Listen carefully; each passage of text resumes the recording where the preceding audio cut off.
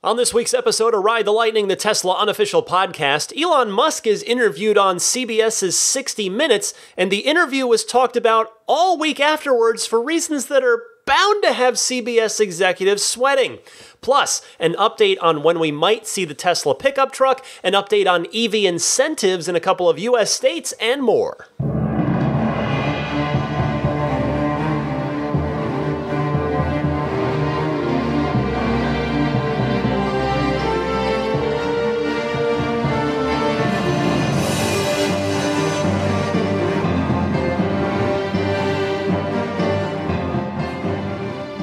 What's happening, friends? I'm Ryan McCaffrey. This is Ride the Lightning, the Tesla unofficial podcast for December 16th, 2018, approaching the holidays, approaching the end of the quarter.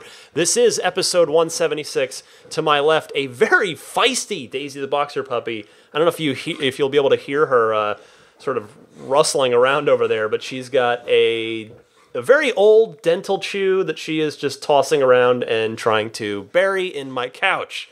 So we'll see how long it takes her to inevitably fall asleep, as she does every Friday night when I record the show. I wanted to start with a personal message here, a very sincere thank you, yet again. an unbelievable just thank you, a expression of gratitude and humility on my part. I surpassed 105 referrals this past week, which means Roadster number 2, which means I can sell one of them to pay the giant tax liability on both of them, and that means I probably won't have to part with my Model 3 or come up with another large sum of out-of-pocket cost to solve that quote-unquote, and big air quotes here, problem of winning a free Roadster. And I'm so grateful for the kindness that all of you have shown me.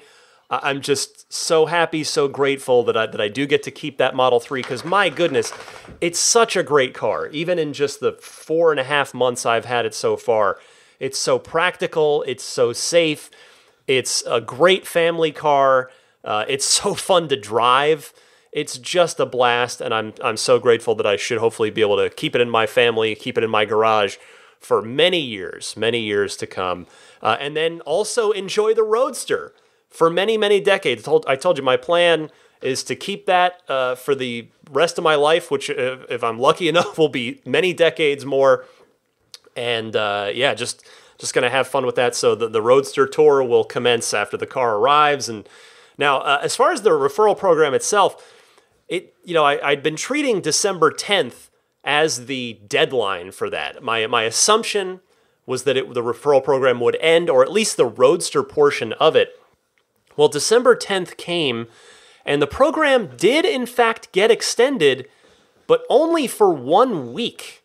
It now ends December 17th, and though I'm recording this on December 14th, so I don't actually know what's going to happen on Monday, the 17th, my suspicion is that the program will end forever. And the reason I think that is twofold. Number one, Elon had tweeted a few months ago that the referral program wasn't sustainable long-term.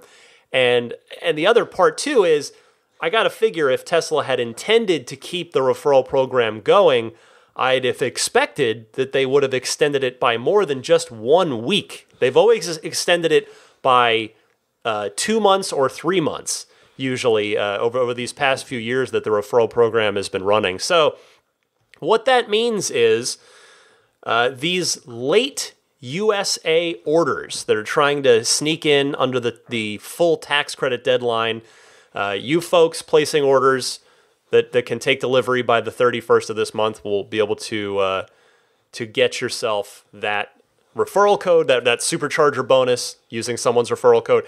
And then also, I expect it's probably also for the benefit of those initial European reservation holders who are ordering now. So my code is still there if you need one to get your 6 months of free supercharging. So if you are ordering wherever in the world you are, feel free to use it. But otherwise, I would say use other people's codes where you can. Spread the love. As Bill and Ted would say, be excellent to each other. because you have been excellent to me. And remember, if you are in Europe and you need instructions on how to add a referral code to your order, I gave that out on last week's episode, if you missed it, episode 175. So again, just a surreal several months here on it's the impossible dream. I mean, I don't say that flippantly. I mean, it really was. I never thought this was possible until it started to get real close. And now to be in this position I'm just so humbled and grateful for it. So thank you all so much. I can't wait to start showing people that car and just spreading the joy of it. And I've been watching the videos over and over on the Tesla site, not only on the unveiling of the Roadster, but about a week or so ago, Tesla on their social channels. I guess right. I played you the clip last week. What am I saying? The little montage of the 0 to 60 reactions from people. I keep watching that on an endless loop too, and it's just like it's literally nothing but joy. I mean, yes, I know it's an edited montage. If there was somebody that just sat there stone faced, they wouldn't have put him in the video. But it seems like the general consensus is it is a joy-inducing roller coaster of a vehicle that will be really fun to drive across the country and get to see that on a bunch of your faces and get to witness those first reactions. I'll get my own first reaction, but then I'll get to spread that love around. So next up on quick show notes before moving to the news, volunteering. It is the end of the quarter, and Tesla clubs, the official Tesla owners clubs that are around the country have been organized, and they are doing a more formal process for volunteering your time at your nearest Tesla store or delivery center. So if you are interested, please first look up and see if you have a Tesla Owners Club in your area. I am a member of the Tesla Owners Club of Silicon Valley.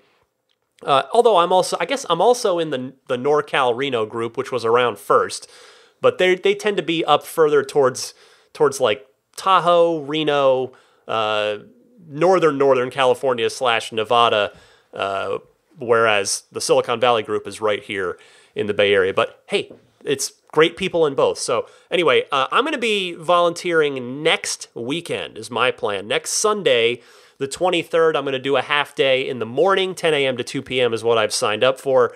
There's a number of other Tesla Silicon Valley Club members signed up as well. If you happen to be a Bay Area listener and you happen to be taking delivery of your car on the 23rd, I'd love to meet you. I'd love to see you. But I encourage you all, if you're interested, look into the possibility because, boy, not only you're helping the mission, helping the cause, but it's just fun. It's fun to see. Again, I talked about this last time, so I won't really repeat myself, but it's such a big moment for most people when you're taking delivery of that Tesla. It sure was for me, and to be able to just see that all day and be able to chip in and give the Tesla folks a hand, it's great. I couldn't recommend it enough if you're interested.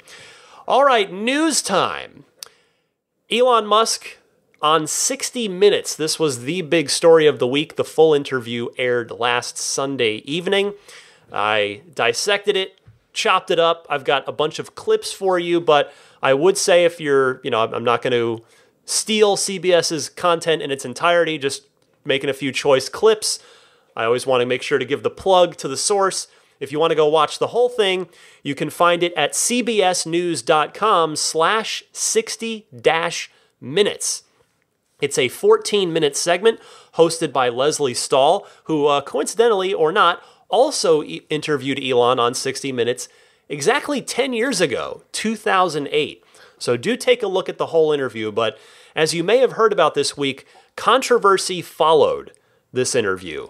I'll talk a little bit more about that in a bit, but what Elon tweeted was 60 Minutes actually had several hours of interview time, which they distilled to 14 minutes. Many stories could have been told with that time. Let me start with the first clip here.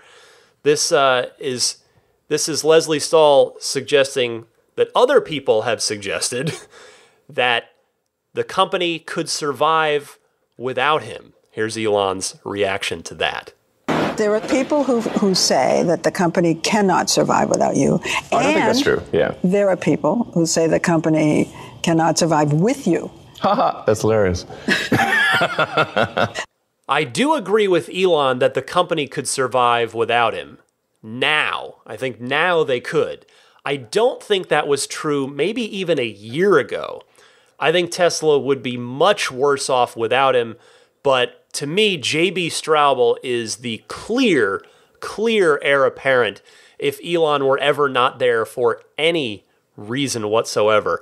JB has been the silent co-genius behind this whole thing since the beginning, and I think he would be the one to step in and step up if indeed the situation warranted it. But again, let's hope that Tesla and Elon stay together in a very active, high-up role capacity for many, many, many years. So, Elon Musk, what do you think of the SEC? Have you had any of your tweets censored since the settlement? No. None. Does someone have to read them before they go out? No. So your tweets are not supervised? The only tweets that would have to be, say, reviewed would be if a tweet had a probability of causing a movement in the stock. And that's it? Yeah, I mean, otherwise it's, hello, First Amendment. Freedom of speech is fundamental. But how do they know if it's going to move the market if they're not reading all of them before you send them? Well, I guess we might make some mistakes. Who knows? Are you serious? Nobody's perfect. Look at you. No, I want to be clear. I do not respect the SEC. I do not respect them. But you're abiding by the settlement, aren't you? Because I respect the justice system. Okay, now we're getting into the meat of this interview. You can probably hear it here, but if you happen to watch the video, you can also see on Elon's face how much he really, really hates the SEC and clearly does not agree with the outcome of their investigation. I suspect the other powers at Tesla probably convinced Elon to take that settlement, which of course lines up with the timeline of events that led up to the settlement, when there was originally a settlement that Elon then rejected at the last minute, et cetera, et cetera. Anyway, as fans, as cheerleaders, and in some cases as shareholders in Tesla, we don't really want to see him draw the eye of Sauron again. So let's hope he just doesn't make any crazy market-moving tweets, as he talks about there. I don't think that the SEC really can enforce any kind of Twitter policing on him otherwise, so hopefully Elon will occasionally maybe test that electric fence, but not actually try to get through it. All right, what about the new chairman of the board, the new chairwoman of the board at Tesla? Elon gives some background on how that came about when asked by Leslie Stahl. Did you handpick her? Yes. The impression was that she was put in to kind of watch over you. Yeah, I mean, that's not realistic. I mean, like a babysitter. Yeah, it's not realistic in the sense that I am the largest shareholder in the company, and I can just call for a shareholder vote and get anything done that I want. So do you think you'll want to go back to being chair? No, I don't think. I actually just prefer to have no titles at all. Wow, very, very blunt there. He basically says that him not being chairman of the board doesn't matter because he's the largest shareholder and can get anything he wants. Now, that may prevent the board from ever pulling a coup on him, as I've said before, that even if they wanted to do that, that probably would never be in the best interests of the company or the shareholders, and thus the board probably would never do that. But the no titles thing is interesting. Remember, he's tweeted about that previously. Maybe it's so that it'd be tougher for people like the SEC to come after him in the future. I don't know, but we did learn when he was exploring that a company has to have a CEO, a treasurer, and something else. Remember, that was what he was tweeting about. Anyway, I don't think anybody at the SEC is going to be getting a Christmas card from Elon Musk. Except everything I just said, hold on, because that turns out what you just heard was not the entire context of what Elon said. So this was the controversy. This was the heart of the controversy this week. Elon, later in the week, accused 60 Minutes of editing the context out of that quote. And sure enough, the full transcript, which was obtained from Tesla by the site Ars Technica, says this. So essentially, I could just pull a shareholder vote and get anything I want, provided I could get support from at least a third of the other shareholders. Not certain, but likely. At the end of the day, the shareholders pull the vote. Now, I went back and listened to that. You may even want to rewind a couple minutes to listen to the quote again, because if you listen to the clip that I played, you can actually hear the edit point. It's really subtle if you're not looking for it. You know, editing happens all the time, but you can actually hear it right after he says, talks about how he could get anything he wants. It just cuts. You can hear the edit right there. So that is not a great look for CBS. And in fact, you know, this interview was already drawing fire from certainly from Tesla fans. A lot of people not happy with how negative they perceived this interview to be. But for now, let's talk about that. Let's keep listening to more clips. So this is Elon kind of on that same point, actually, about defending himself and defending the company, talking about what they achieved in the face of relentless criticism over the last year. There's been relentless criticism, relentless and outrageous and unfair. Because what actually happened here was an incredible American success story. All these people worked their ass off day and night to make it happen, and they believed in the dream. He's right, you know. Tesla in and of itself is an American success story. And the Model 3 and the push to 5,000 units per week and profitability and tens of thousands of American jobs, that is exactly the textbook definition of an American success story. I really, really loved Elon's impassioned reply there. All right, let's talk about now how dire things got before they got better. To quote my favorite film of all time, The Dark Knight, the night is darkest just before the dawn. Let's talk about that pre-dawn time for Tesla this past year. If you're trying to step up to something which is, 1,000% more than any other program that you've ever done, it's necessarily, you have to bet the company. There's no option. So in other words, if you hadn't met it, you would have died. It was life or death. We're losing 50, sometimes $100 million a week. Running out of money. You were losing $100 million a week. Yeah.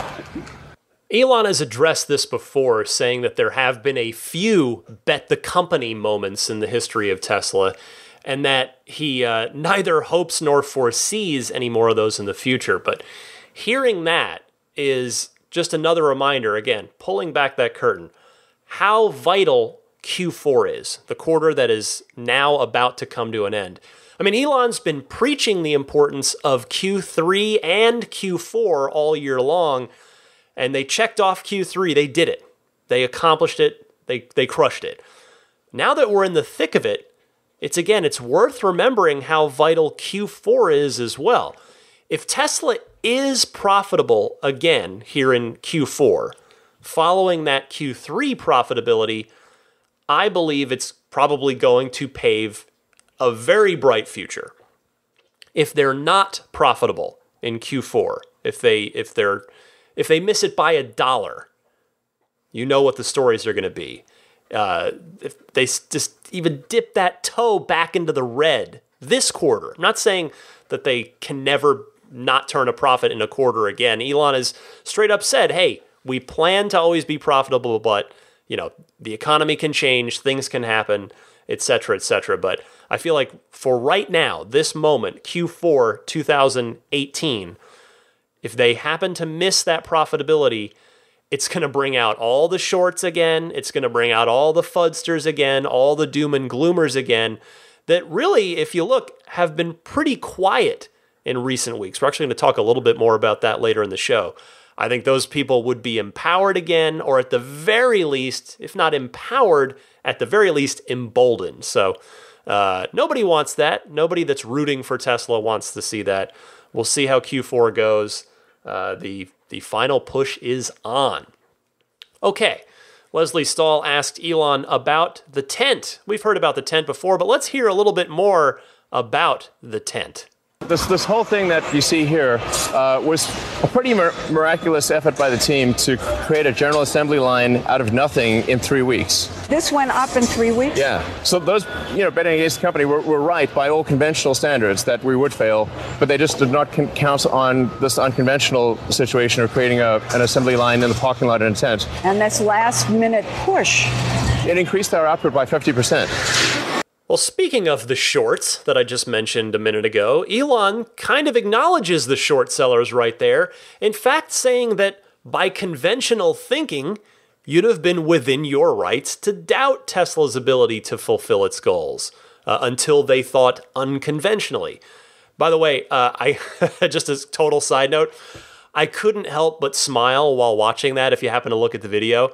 Because so they filmed that, as you could probably tell from the sound in the background, that was shot in GA4, General Assembly 4, aka the tent, which is where all the performance Model 3s are built. And the day that they filmed that segment, what was behind them? A run of multi-coat red performance Model 3s with white interiors. So I appreciated that. Next up, still got a few more clips here for you. The $35,000 car, the base model of the Model 3. Fair question to ask about. It's on everyone's mind. Will we see it? Here is Elon talking about the $35,000 Model 3. It's not a car for the everyman, which is what you set out to build. It's getting there. We're not that far from being able to produce the $35,000 car, and that'll be ready in probably 5 or 6 months. All right, here you go. You've already set a new deadline, right? 5 or 6 months. That's just my guess. Okay. It's not like some promise or so help me God and strike me dead. You are notorious for setting, these deadlines for yourself that no one thinks you can meet and you often don't meet. And I'm just wondering why you do that. Well, I mean, punctuality is not my strong suit. I think, why would people think that that if I've been late on all the other models that I'd be suddenly on time with this one? Yeah. Your naysayers say that you lie. That's the way they interpret it. People should not ascribe to malice that which can easily be explained by stupidity. So it's like, just because I'm like dumb at predicting dates does not mean I'm untruthful. I don't know. I've never made a mass-produced car. How am I supposed to know with precision when it's going to get done? Well, that is a slight pushback again on the standard battery car. It's been tracking pretty consistently for the last few months on the official Tesla site, which of just narrowing towards around February or so, but him saying here in December, ready in 5 or 6 months, well, that pushes us into Q2 of 2019, which, again, my big concern there is the diminished federal tax credit for people who have been waiting for what, by the time they get their car, is going to be over 3 years. You know, the $35,000 Model 3 was a big selling point of the Model 3 when it was unveiled. People put down their money in good faith. They have waited patiently. And, you know, it'll be a great car when they get it, but the tax credit thing is just really unfortunate. I know there's some control Tesla has over that. I mean, that's why they did always advertise it as $35,000 without any incentives, and that's to their credit. They at least had the foresight there. But at the same point, you can't help but feel for people who have continued to wait for that standard battery car. So I really hope at least that once that car is ready to be made and sold, I really hope Tesla switches production over almost entirely to standard battery cars for a while, so that as many of those long-waiting customers can at least hopefully sneak in on the half tax credit, the $3,750 tax credit, rather than end up in Q3, Q4, and the quarter credit of $1,875.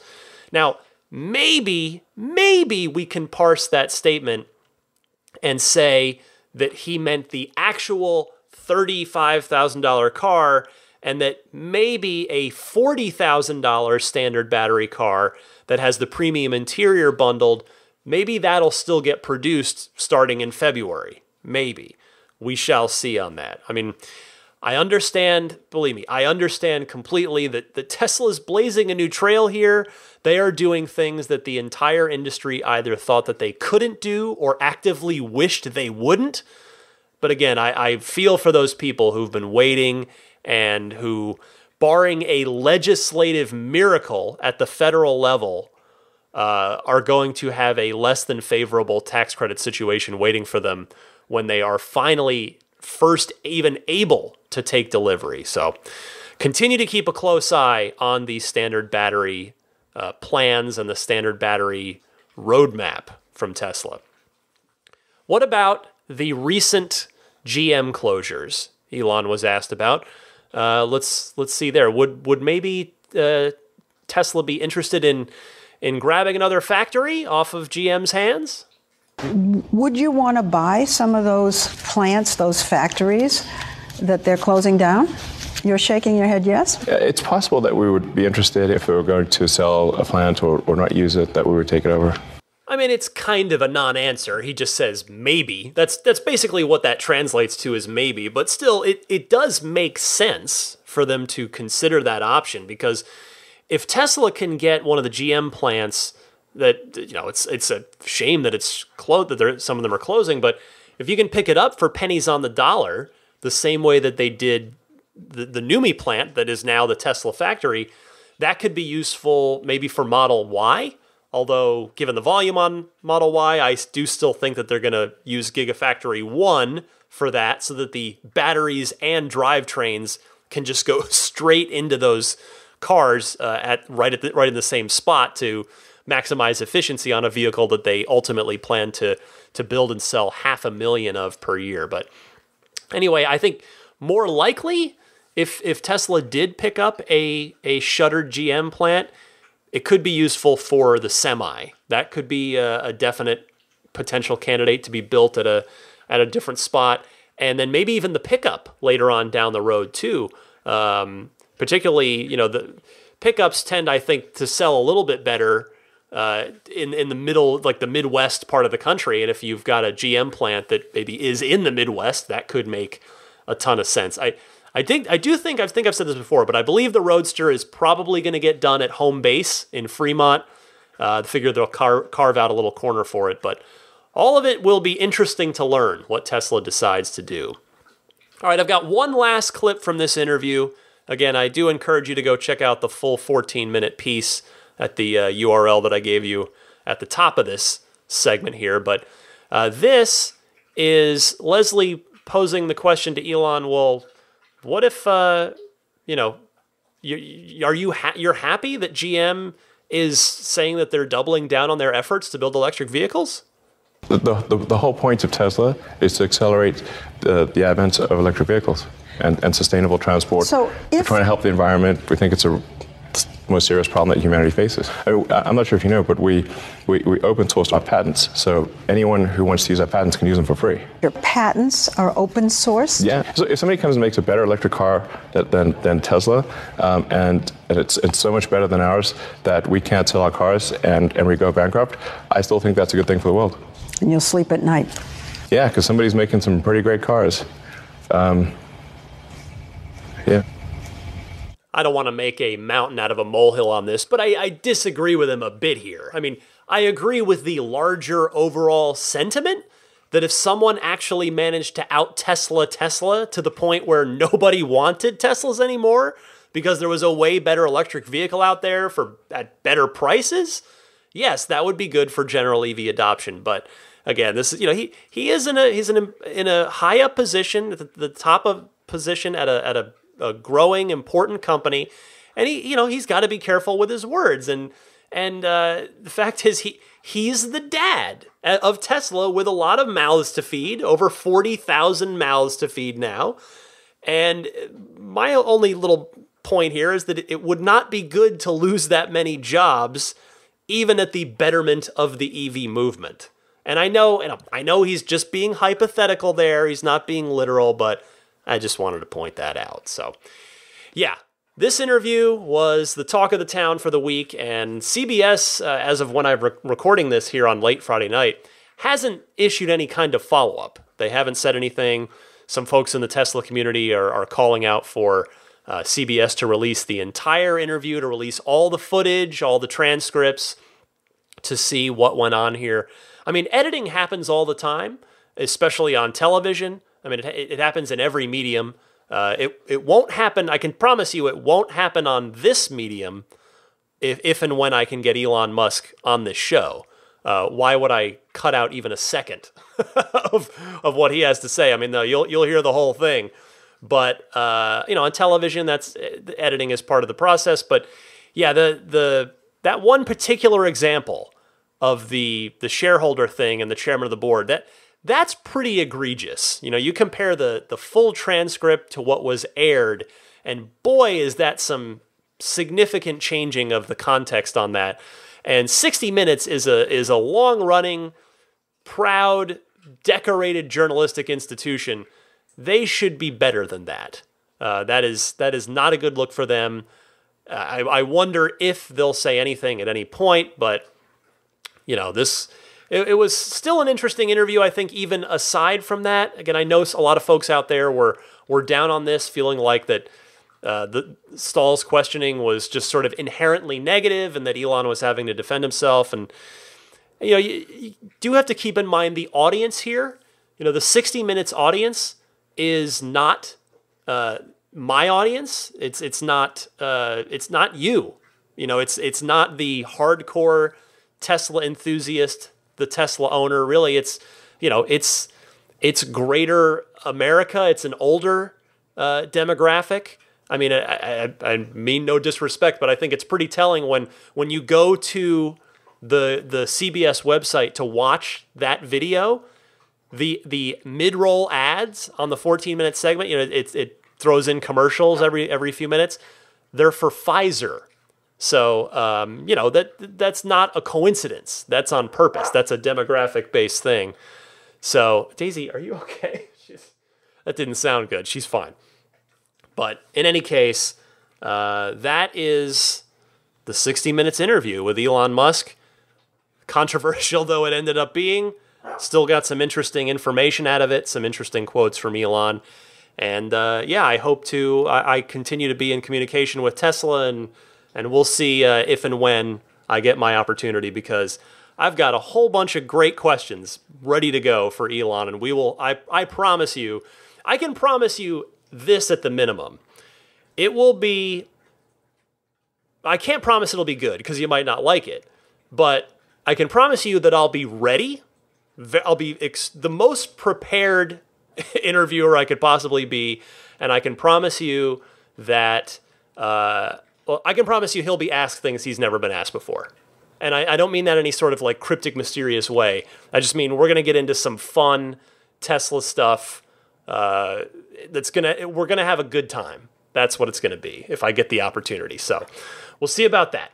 Let's move on with the rest of the Tesla news this week. And the first thing is some good news. Tesla continues to hold their resale value better than their internal combustion engine counterparts, according to a new market study by Autolist.com. They get the credit here. This from them, they say the Model S declined on average by 27% after accumulating 50,000 miles. The overall segment that the Model S is in, that premium luxury segment, declined by an average of 36% after 50,000 miles. So that's a pretty substantial difference right there. Meanwhile, the Model X value declined by an average of 23% after 50,000 miles. Not really a surprise there, because there is literally nothing like the Model X. It is a very unique beast. The segment as a whole for the Model X declined an average of 33%. So a full actual 10% spread there versus the 9 it is with the S. That decline after 50,000 miles. And Model S resale values have been stable since the previous Autolist study in August 2016, despite there now being much greater used inventory of Teslas. So this is just good news for every Tesla buyer, whether you plan to keep your car for many, many years, or if you happen to be someone who's going to be tempted by the next wave of tech and you're going to upgrade to another Tesla after just a few years. It's still good news for you. And believe me, because you might wonder, well, wait, why would you'd upgrade a Tesla that can go for 1 million miles after just a few years? Some people do. I have seen many, many hardcore owners in the Tesla community who went from a P85 in the beginning to a P85D to then the P100D. Plenty of folks have done it. But anyway, this whole resale thing, this study, it only helps strengthen the argument when you're trying to convince someone, or someone who's trying to convince themselves to buy a Tesla, especially combined with the operating costs of the Tesla versus an ICE vehicle, compared with the safety ratings. You know, both Teslas, all three, but the two compared here, the two mentioned here, the S and the X, are the safest cars in their categories. And then, hey, you've got the torquey EV performance, no matter which trim of S or X you buy, 75D all the way up to P100D. That's a cherry on top at that point, is the 100% torque from 0 miles per hour EV performance that you get as well. Next up this week, let me go through a roundup of Elon Musk's tweets, the Musk Minute. Remember those new Easter eggs that I talked about, I believe last week, maybe the week before? The romance mode, forget what the other ones were, but they're due in 10 to 14 days via Elon as of December 11th. So since you're hearing this most likely on December 16th or later, plus factor in Elon time, and, well, it's probably still about 10 to 14 days from when you're hearing this, but I just can't wait to see what they are. You know, that'll be fun stuff. See what's doing with the next wave of Tesla Easter eggs. Elon commenting on when we might see a prototype of the pickup truck. He says, quote, "I'm dying to make a pickup truck so bad we might have a prototype to unveil next year," end quote. Well, given that he did say might, that right there, and there's the not so small, not so insignificant thing of the Model Y reveal that's due to happen next year as well, I would expect any pickup reveal that happens in 2019 to be very late in the year, if it happens in 2019 at all. But it's super cool to hear him just continue to express how excited he is about the pickup truck. I mean, I personally have no interest in the pickup. It's way too big for my life. And it's just, I don't carry things around like that. It's just, I'm not the target audience for that, and that's fine. But now I'm just curious because he keeps talking up how excited he is about it. I just want to see it, to see what the heck he's been swirling in his brain. Like, what's he been cooking up in there? Next on the Elon Musk Twitter roundup, Elon is reacting to a story about a Detroit automotive journalist / race car driver who bought a Model 3. And Elon said this, quote, "Love that people are buying a Tesla for the product itself, even if they don't believe in climate change. Not everyone can be convinced about global warming, but if an electric car is simply the best product, they don't need to be," end quote. And I'll tell you, therein lies, if you haven't really thought about it before, therein lies the open secret to Tesla's success. That they are simply beautiful cars that just happen to be electric, rather than the other way around. That is such a key to Tesla's vehicles, and we have seen that success that strategy pay off in all three production Tesla vehicles, mass production Tesla vehicles. We've seen it. I mean, although even in the Roadster too. You go back to the original Roadster. So I'll say all four Teslas have shown that. Two more here. First, an update on full self-driving. He says, quote, already testing traffic lights, stop signs, and roundabouts in development software.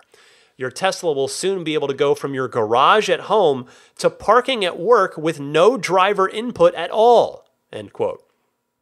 Well, I gotta say to that, I had not counted on needing to spring for that full self-driving upgrade for at least a few years, but maybe Elon and the team are going to end up surprising me and end up making me regret not doing the $3,000 prepay on it. As of now, I still don't regret it, but maybe they're going to make me regret it. It's cool, man. It's very cool to hear that they are actually running development builds that are testing out those features. That's great. Love it. And finally, Elon tweeting about the origin of the company's name. He says, Tesla history trivia. We didn't actually come up with the Tesla Motors name.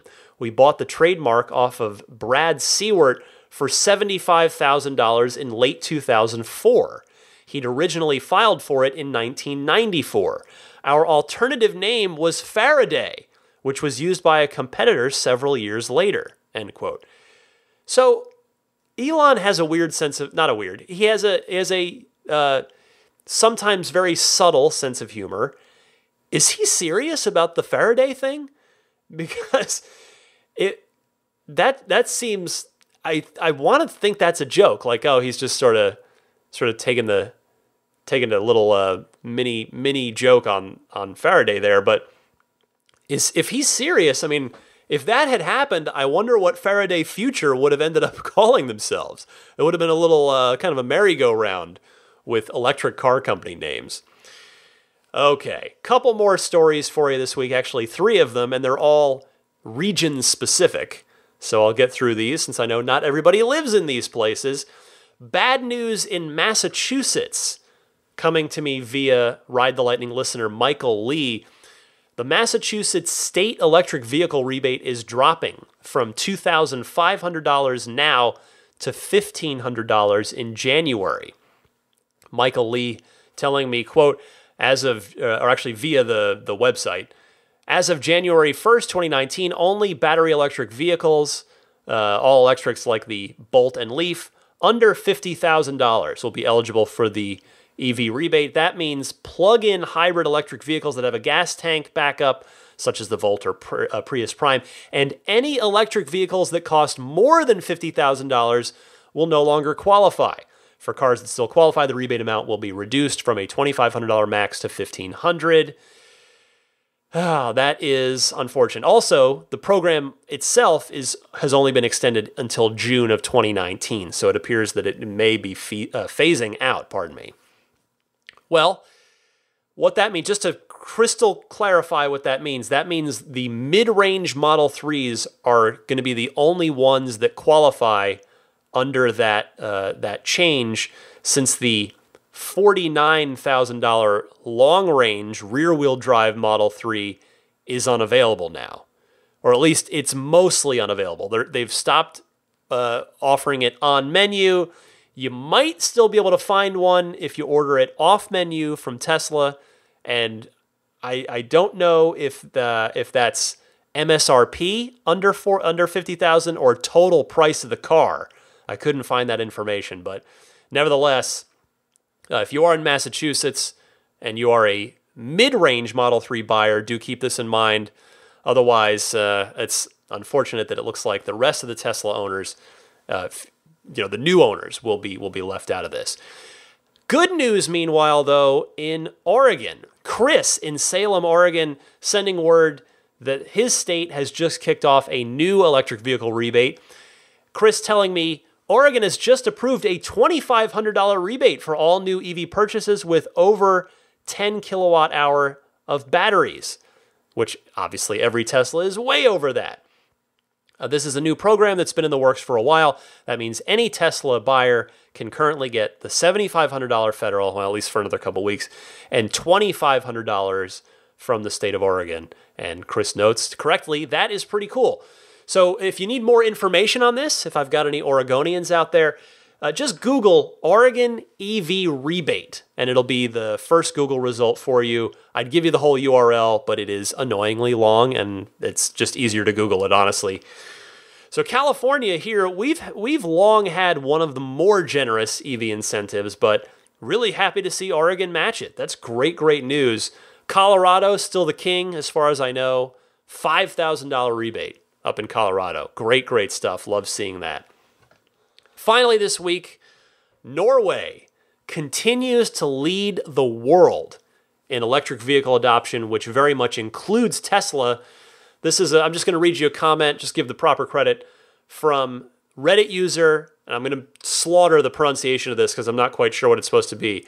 I don't know if it's Nasalahe, Nasalahe, but that user saying, quote, Tesla number 30,000 was registered in Norway. Will be very interesting to see the numbers in a year from now after delivery of Model 3 starts in February and March.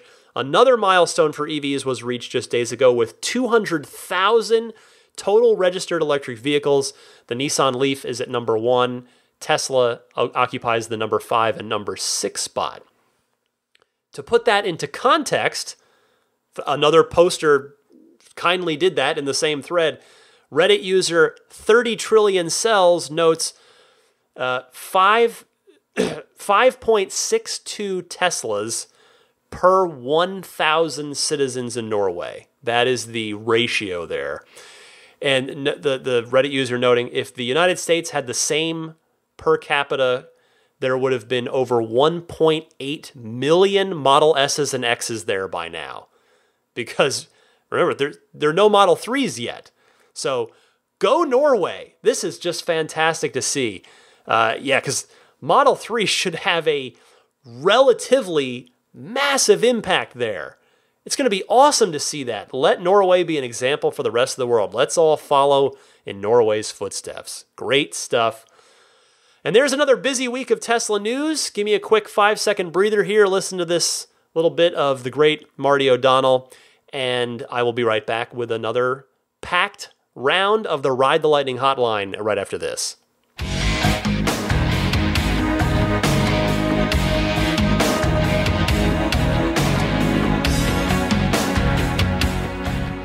Time for your questions, comments, discussion topics here on the Ride the Lightning hotline. I remind you, I invite you to participate, which you can do in one of two easy ways. Either use your smartphone's built-in voice memo software, record something for me. Please try to keep it to a minute and a half tops.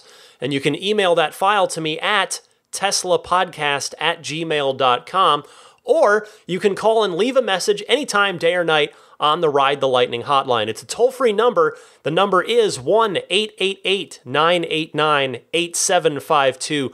That's 1-888-989-TSLA. And if you know somebody special with an upcoming birthday, anniversary, graduation, or some other special occasion, you can give them a unique gift of recorded voices from friends and family telling them why they're special. The recordings can be podcasted or put onto a keepsake. Visit lifeonrecord.com to learn more. Thanks to those Life on Record folks for providing the hotline.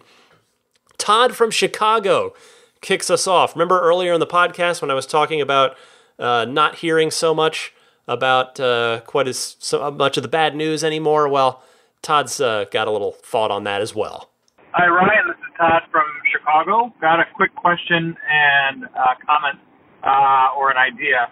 The question is just in the sense that about 6 to 12 months ago, it seemed like there were several kind of prominent accidents of Tesla vehicles in the news. I think most with autopilot engaged. And I'm just wondering, it seems like it's been relatively quiet on that front, and I was curious if there was any reason why, to the slowdown of incidents in the news, if it's just not being covered, or if you think incidents are actually happening less frequently, and if so, what might be the cause of that? So that was the question. The idea for kind of Tesla that I wanted to share with you and get your thoughts on was possibly having some sort of app or text message alert that notifies Tesla owners when their vehicle's car door is accidentally left open. So I had a case once in Chicago where in my X, I walked away and somehow I must have bumped the button on the key fob in my pocket. And when I walked back to the car about an hour later, the Falcon Wing door was wide open. And I have no idea how that happened, but if I had some sort of an alert, much like my garage door at home will alert me if my garage door has been left open for longer than a half hour or an hour or open after a certain time of day, I would love if Tesla would notify me if my car door was left open or my trunk or frunk was left open. So anyway, just wanted to share those and ask that and look forward to hearing from you. Love the show. Thank you very much. First, Todd, I totally agree with you on your idea. That should totally be a thing that the app does for you. If the car is not active and the key fob, be it an actual key fob or your smartphone, is not close by and a door or frunk or trunk is ajar, I totally agree that it would be good for the app to notify you. And to your point about Tesla accidents, I agree with you in that it does seem to be less publicized. So I kind of think it might be a mixture of both, sort of. I mean, the sheer number of accidents can really only be going up because the fleet has gotten so much larger just in the last quarter, let alone the last year. But the rate of accidents may be decreasing, maybe, and autopilot has definitely gotten better. And I do think that those stories are probably not clicking as well for these FUD clickbaity outlets anymore. So that would be part of my guess too as to why maybe they're not even writing those stories as much anymore. But I'm happy to not hear them. If they're not newsworthy, stop reporting on them for any reason whatsoever. Kenny from Indy is up next and has a question about software updates that I believe I can help him with. Kenny, you're on the air. Hey, Ryan. This is Kenny from Indy again. Just a quick question, and I think I know the answer, but I just want to put this out there and see what everybody else thinks. In terms of upgrades, do they always happen, the over-the-air upgrades, do they always happen overnight? With the most recent version 9 upgrade that a lot of us were excited to receive, you go out in the morning and you don't have it. Does that mean don't even bother looking for the rest of the day? I don't think any updates actually come during the day, but I would still, I had been checking throughout the day. Didn't get it in the morning. Maybe I'll check it in a couple hours, check it at 10 o'clock, check it at noon, check it at 2 p.m. It's probably a waste of time because I got the feeling that the updates, over-the-air updates, only happen overnight. And you probably have an idea, or you can put this out to see if anybody actually got up in the morning, didn't have the update, but later on that same day, during the day, got an update. All right, appreciate it. Keep up the good work, man. I really love the show. Thanks. Well, Kenny, they don't actually just come in at night. I have had them come in during the day. In fact, the latest update, which I'm going to tell you about towards the end of the show, came in while I was at work. I got the notification on my phone, and actually I updated my car from my desk at work while I was working in the middle of the day. And then when I went to go home, boom, car was updated and ready to go. But I will say that they do, per Tesla, the updates do seem to get pushed. They seem to find their way to you a little faster if you're connected to Wi-Fi. And if you're at work, odds are you're not connected to Wi-Fi. There's Wi-Fi in our garage for the staff that works down there. And I had to ask him, I was like, can I please have the Wi-Fi password for my car so I can get software updates? This was before when I was waiting for 9.0. And he kindly gave me the password so my car is on Wi-Fi down in our garage. Because, I mean, why not? But I think typically most people are probably not connected to Wi-Fi while they're at work. But, so that may influence your hypothesis on that. But nevertheless, there's no need to lose hope that you might get an update that day if it wasn't there right when you woke up. You might still get it at any point throughout the day. Thanks for the call, Kenny. Jonas from Paris is up next and wants to talk about Europe and the Model 3 and how they may very well be a match made in heaven. Jonas, you're on the air. Hello Ryan, Jonas from Paris here. Congratulations for the Roadster. If you ever take on a European road trip, you must drive it on the Champs-Élysées and go to famous racetracks like Zolder or Spa-Francorchamps in my homeland, Belgium. I'm calling you back with, as you asked, more on my view about why I think the Model 3 suits the European market. I've also asked members of the Club Tesla France on Facebook. The number one reason appears to be the size of the car. It's more of a European car in that regard than the S or the X, which are wider. Some people are even trading them for frees, because it's more practical on urban roads and cities. I know the suspensions of the Model 3 were a bit criticized to be too tough in the US, because American suspensions privilege the comfort of the ride. But in Europe, the practicality and the handling are usually prioritized over the comfort. So it's actually a good point for the Model 3 here. The style is subjective, of course, but given that the Model 3 was often compared to a Porsche, which may be the most popular sport car brand in Europe, it's not too risky to assume that people will like the look of this car. Finally, security, price, and eligibility for tax incentives are very important, and I think the range of the Model 3 will cover most of the Europeans' needs because the distances are shorter than in the US. To conclude, I don't know if the car was developed with Europe in mind, but I'm sure it will work pretty well.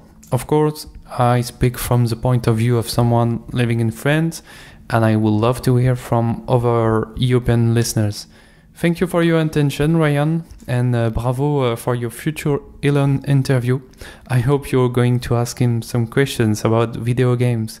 Maybe you can ask him about Red Dead Redemption 2, if you're not too afraid he's gonna talk about living in a simulation for the rest of the interview. Anyway, take care everyone, and bye-bye. The question of whether or not the 3 was designed with Europe in mind, it's an interesting one, Jonas. My suspicion is that Tesla designed it to simply be a bit smaller than the S on purpose, basically for no other reason than because it is a lower, quote-unquote, lower end, I don't even need the air quotes, it's a lower end car than the S, and it just so happens that the mid-size sedan fits Europe and European roads a lot better, or at least more comfortably than the full-size Model S does. Another point that you didn't mention, though, that I think actually strengthens your argument for Model 3's success in Europe even more is fuel prices in Europe. I saw a tweet from somebody in the Tesla community the other day, which of course I can't find now because searching Twitter, once something is off your feed, it's almost impossible to find it again. But anyway, if I remember right, the person had posted fuel prices when equalized for currency, converted over to US dollars and converted to gallons as well instead of liters to make it kind of an apples to apples thing compared to American fuel prices. And the basic conclusion there is that it's about 1.5 to 2 times higher for gasoline in Europe than it is in the United States. So that alone could drive a lot of people to the Model 3 in Europe. I can't wait to see the sales numbers coming out of Europe after the deliveries really get flowing over there. So cheers, Jonas. Thank you so much for the call. Derek, we're going to stay in Europe. We're going to go to Derek in Germany, who wants to talk about pricing on the Model 3 in Europe. Hey Ryan, Derek here from Germany. I wanted to call regarding the pricing structure for the Model 3 in Europe. So the base Model 3 version for the long range is 59,000 euros, and the performance model is looking at 69,000 euros. That's just the base model. Add in autopilot, add in color, add in extra wheels, add in anything you need, interior options, and you're looking at prices ranging, converted into US dollars, almost up to $90,000. I wanted to put that in perspective for your listeners of how the Model 3 is being priced over here in Europe. My fear is that Tesla is pricing the Model 3 outside of the range of the buyers who are buying this type of car. I know that this has been a big topic in the U.S., and I wanted to mention how much more exaggerated it is over here. And I fear that, like me, a lot of people are not going to be able to buy the Model 3. I had originally been interested in buying a base Model 3, and I've been convincing myself over the last months to go for a performance. However, after seeing this pricing and seeing that there has been no calculation or adjustment taken in for the European price market, I fear that I can't even afford the Model 3. At 90,000 euros for the car, or $90,000 for the car that I want, I just don't think it can happen. That leads me to my second point, is I've been on the reservation list since about day 3, and now hearing that everybody will be able to order their Model 3 within the same few weeks time window and receive delivery also within the same time window is very concerning. I mean, what was the point of the reservation for these last 2.5 years if everybody's going to be able to order and get their Model 3 within the same time frame? I mean, I'm all okay about giving the reservation to help further the technology. It just seems a little bit disregarding for the Model 3 reservation holders who have been waiting patiently.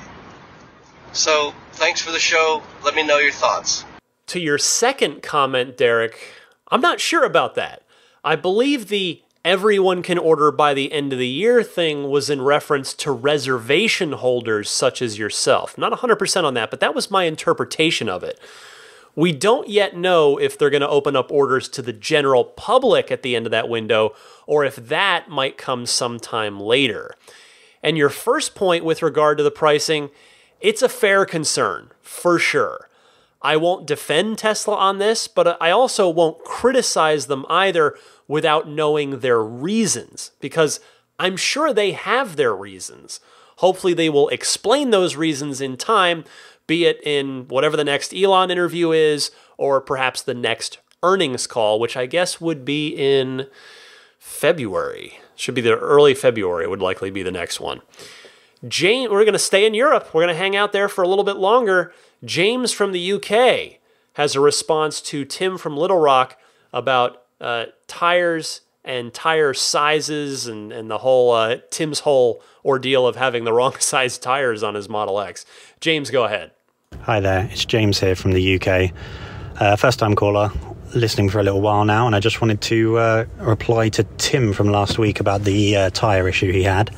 As far as I'm aware, you can easily get away with 10mm wider or narrower tyres on most vehicles, but I don't really understand how that it managed to cause an issue with a grinding noise when the tyres were narrower. If they were wider, I could understand it fouling the wheel arch or something like that, but narrower, that doesn't make much sense, so hopefully he hasn't damaged anything. And I just wanted to give a little public service announcement in regards to tyres. I had a nail in the rear of one of my tyres, but luckily they needed changing anyway, so I changed the rear tyres and I opted for a different brand, something a little bit cheaper because I'm not too fussed about how loud the tyres are. And then I had an autopilot issue that plagued me for over a month until I finally went and got the front tyres changed to the same brand, and it went away. And it turns out that even Tesla did not know that having a vastly different brand of tyre on the front to the rear caused enough of a speed differential, I guess, to cause autopilot to occasionally sort of swerve back and forward in the lane as it was trying to correct for the wheel speed differential.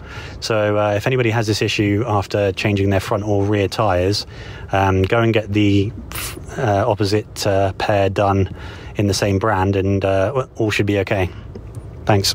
Wow, that is super weird. Thank you, James. I suppose that is a thing that Tesla may have never tested for, because all their own cars would certainly just have the OEM tires on them, same ones front and back, because that's what they have around at the Tesla factory. So there you go. That is good stuff from the audience. Once again, I love the wisdom and knowledge that gets shared here. Matt in Texas. Let's stay on the topic of tires, but come back to the United States with the calls.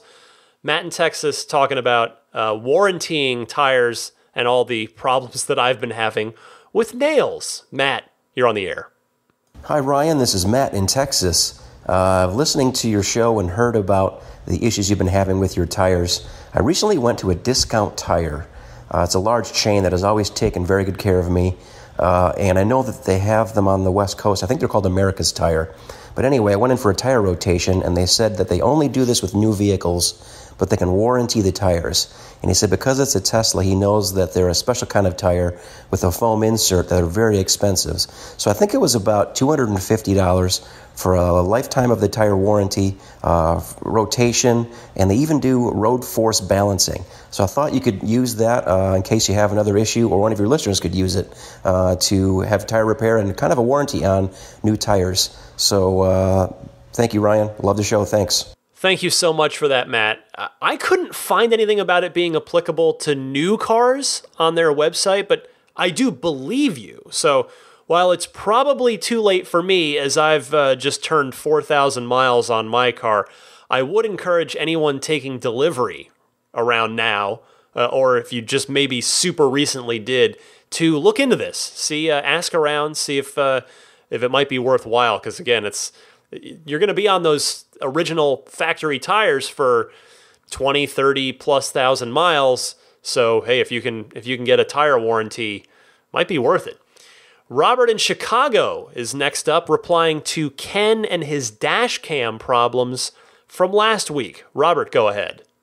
Hi, Ryan. This is Robert from Chicago. It's been a while since I called in. Just had a quick comment after listening to Ken. I forget where he's from, calling about his dash cam problem where he saved and it was missing 40 seconds. I haven't encountered an accident, but I did notice the first time that I took it out to just kind of test the dash cam functionality. I got back, pulled all the way into my garage, and hit the save the last 10 minutes button, and then I went in and looked at it, and I happened to notice that it didn't save. It saved the previous 10 minutes, but not including the most recent minute that I would have been in. So I didn't get all the way home in the video, which I thought was interesting. So now every time that I do want to save something from the dash cam, I mentally take note of what time it is and wait at least a minute or two to pass and then hit the button. And I haven't had, there's only been one or two other things that I've pulled from, so I haven't paid attention to whether or not capturing that extra 0 to 59 seconds between recording cycles, I guess, as it goes. So anyways, I don't know, maybe that's just my idea of maybe why he was missing those key 40 seconds if he hit it as soon as the accident was over.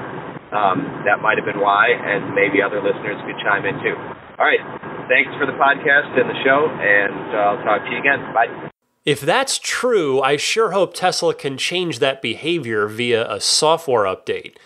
Ken did say he sent his file along to Tesla, so they have no doubt looked at it and hopefully have learned something from it that they can use to make it better for everyone, including Ken when he gets his repaired car back. Robert, thank you so much for the call. Speaking of repaired Teslas, let's go to Gil in San Diego, giving an update on his sideswiped Model 3 repair where his dash cam had gotten corrupted. So I'm playing this because there's some wisdom to pass along to everybody here. Gil, go ahead. Hey, Ryan. Gil from San Diego. Wanted to give you an update on my Tesla after it got sideswiped. back on Halloween. Unfortunately, it took Tesla about a month to get all the parts we needed to start the repairs. So repairs just started last week. I think that's something that definitely needs to be worked on. And they're hoping to get it to me before Christmas. So I have been without my nearly brand new Model 3 since October 31st, which has been rough. A couple suggestions for folks who may be going through this process. First, if your car is drivable, mine was not, but if your car is drivable, you might want to see if the body shop will let you sort of go in there, have them find out what they need, and then keep your car. That way you're not without your car for the sort of month and a half that it looks like I'll be without mine. Second, my insurance only covered about 3 weeks of rental coverage, and we ran out. But it turned out that the body shop actually had a loaner, which I've been driving ever since the rental insurance ran out. So that's one other thing to check with whatever Tesla body shop you send it to see if they have a loaner vehicles, since this will almost certainly take longer than most folks' rental periods. Hope that helps, folks. I'm looking forward to getting our car back, and I'll let you know when that happens. Thanks, take care, and thanks for all the work you do for the community. Thank you for those helpful first-hand suggestions as you go through this, Gil. Let's hope nobody out there has to go through it as well, but it's kind of you to share your wisdom from living through that with other folks. I hope you get your car back soon. 2 more calls this week. Jason from Auburn, California, responds to the voice command issue. Jason, what have you got? Hi, Ryan. This is Jason in Auburn, California. I just wanted to address a couple of issues that your callers had last week. One is the voice command. I know that living up here in the sticks, sometimes I don't have an internet connection, and when I don't have internet, I don't have any voice control, so that might be the problem. The other one is getting a $0 supercharger fee. I had that happen at a supercharger where I had no internet, so once again, the no internet thing might be the problem. I did later get charged for that supercharging visit. And I also wanted to suggest that if anybody has problems with their windows not going all the way down, I had a passenger side front window that would stop at about a 1/4 inch up. And if you roll the window all the way to the top and then hold the button down for about 20 seconds, then the window will drop the last 1/4 inch or so about 20 seconds after it hits the bottom where it used to stop. And then the next time you use it, it'll work the same. All right, well, thank you. I love the podcast. Keep up the good work. Thanks, Ryan. Nothing to add to this, just one of those good PSAs. These are all excellent, helpful suggestions. Jason, thank you so much for calling in. Carrie now is going to take us home responding to the idea of level 4 autonomous road trips, driverless road trips, summoning your car and the idea of needing another human being to plug you in at the superchargers along the way. Carrie, you're on the air. Hey, Ryan, it's Carrie from Whittier, California. The other day I was listening to the podcast and we were talking about autonomous driving across the country or road tripping with no one in the vehicle. And a caller was mentioning having other people plug the car in or unplug the car so that the car could continue on once charged. My idea is that each supercharger station have an induction charger that the car could simply autonomously pull into or out of that would not have to involve the robotic snake. The charging would be slower, obviously, because induction is not as effective as plugging directly in, but this would solve the problem of somebody having to plug or unplug the car or even a robot having to do it. That's my idea. Who knows what will happen? Have a great time. Have a great day. You are correct, Carrie. That would definitely do it. And there was a third party that was pushing that a few years back in the early Model S days. You needed some kind of adapter thingy hooked up to your car to, of course, connect to the wireless charging.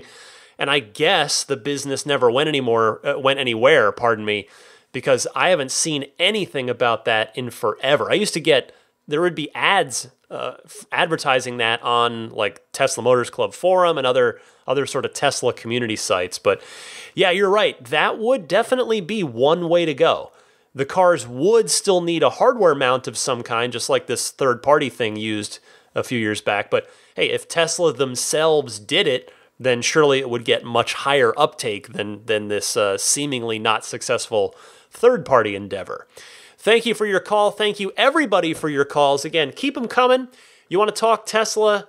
I'm here for you. Send your calls in one of two easy ways. Either record a question on your smartphone. Please try to keep it to 60 to 90 seconds tops. You can email that file to me at teslapodcast@gmail.com, or you can call and leave a message anytime, day or night, on the toll-free Ride the Lightning hotline. That number again, 1-888-989-8752. Be right back to wrap things up for you right after this.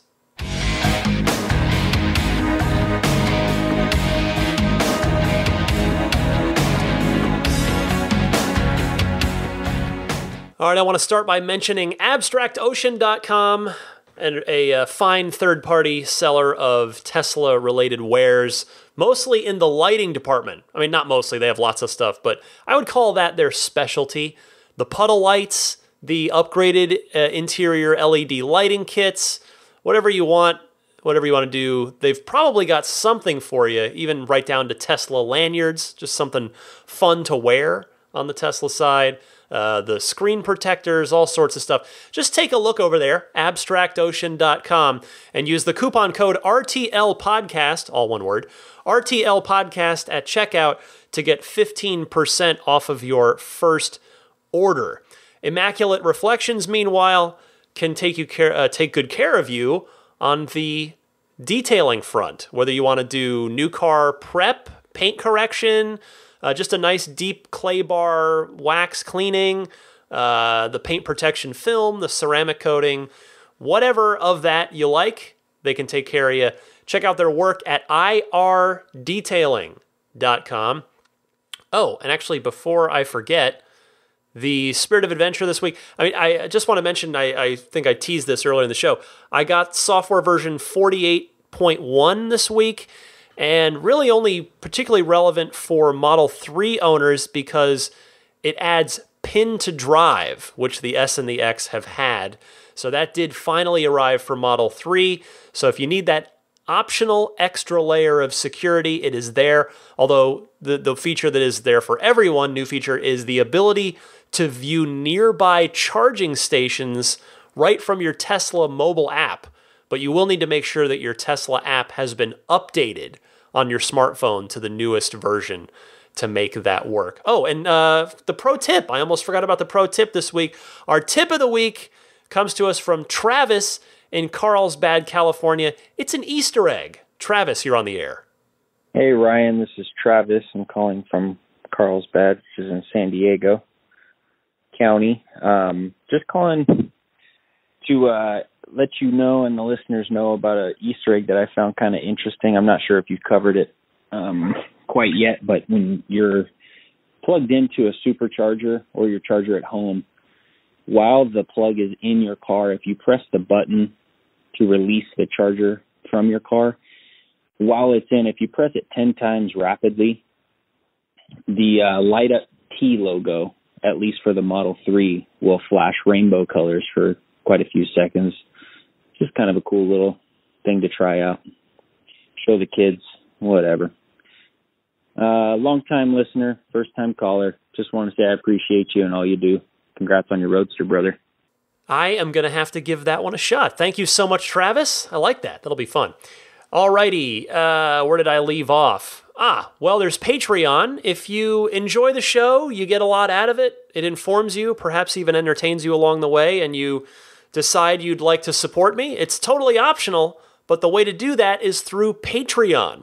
Go to patreon.com/Tesla Podcast. Patreon is spelled Patreon, and there's you can look through all the information there and do whatever feels right to you, if anything at all. Just appreciate you taking a look at the page.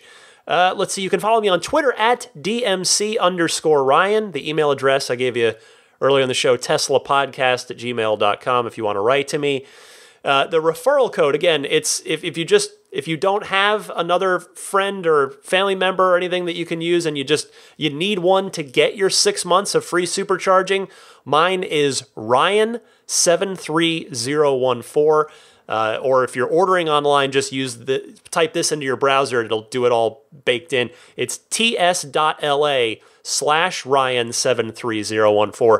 And if you're in Europe and want to apply it, please see the instructions from the beginning of last week's show, episode 175.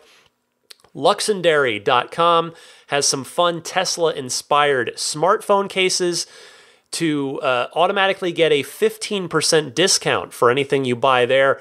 Just use the URL luxendary.com/RTL, and that'll bake the code right in for you. Meanwhile, if you order a Jada wireless charging pad for your Model 3, sadly I don't have a discount for that, but the Jada folks did reach out. If anybody orders through this show, I get a couple of bucks on a referral, basically. So you got to use this URL. So please order through this URL, which is getjada.com. Get Jada spelled Jeda. Getjada.com/REF/8. I want to say a special thank you, as always, to the Patreon producers. These are the kind folks who support me at the producer level. Part of the perk of that is getting your name shouted out at the end of every show, and we have in fact arrived at the end of the show. I want to thank my newest Patreon producer, Blake Wiley. Thank you so much. Blake, really appreciate your support. And I also wanted to apologize to last week's brand new Patreon producer, Daniel Grummer. Daniel, I'm so sorry. We exchanged notes, so I won't get into it on the air, but I just totally brain farted and messed up your name. So I'm really sorry about that last week. But the rest of the Patreon producer crew, we've got Michael Waddle, Ground Level Painting, Stig Mickey Jensen, Luxendary.com, Dorian Steve Guberman, Joel Sapp, Lyle Austin, Scott Gillis, Bill Royko, Rick Cinta, Brian Hope, Jerry and Mary Smith, Gabriel Salays, Luke Miles, David Nondahl, Eric Randolph, Luke A., Ulrich Lassa, David Vakil, Rome Strack, Harold Plug, Peter Chalet, Lars Hoffman, Lee Sweet, Marcus Mayenshine, Tim Hyde, Emotion Rentals, Jason Chalukas, Robert Miracle, Michael Lester, Matthew Para, Logan Willis, Alexi Heft, Jonathan Wales, David Brander, George Cassiopo, Wolfgang Obergen, Pete White, DJ Harbaugh, and Paul Hussey. I think, a quick just shout out to Brian from Northeast Pennsylvania. I forgot to do this last week. He sent in a call that wasn't necessarily great for the air, but just he really nice things he had to say to me, which just made my day listening to it. So Brian from Northeast Pennsylvania, thank you so much. And congratulations on the delivery of your mid-range Model 3. And hopefully I'll be seeing you in a couple years on the Roadster Tour. I think that's it. Subscribe to the show if you don't already do so. Again, that's completely free. It's just a matter of having the show download to you automatically if you subscribe, versus if you don't subscribe, having to hunt it down each and every week.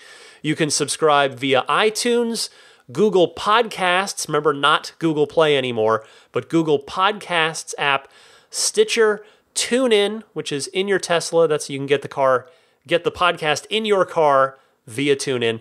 And then there's I'm on Spotify, or the hosting site where you can get individual shows, or the RSS feed, or both, teslapodcast.libsyn.com. Also, I'm on YouTube.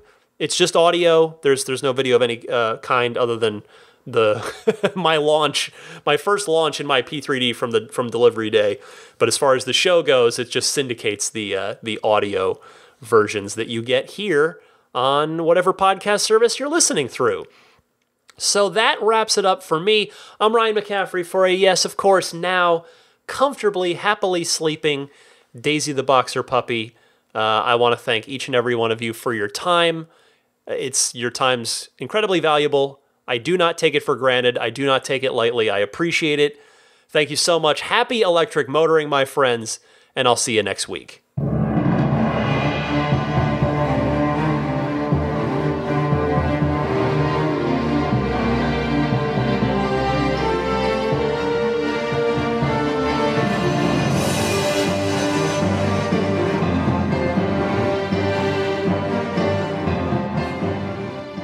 I mean, I think A Tesla is the most fun thing you could possibly buy ever. That's what it's meant to be. Well, our goal is to make it's not exactly a car. It's actually a thing to maximize enjoyment. Make it maximum fun.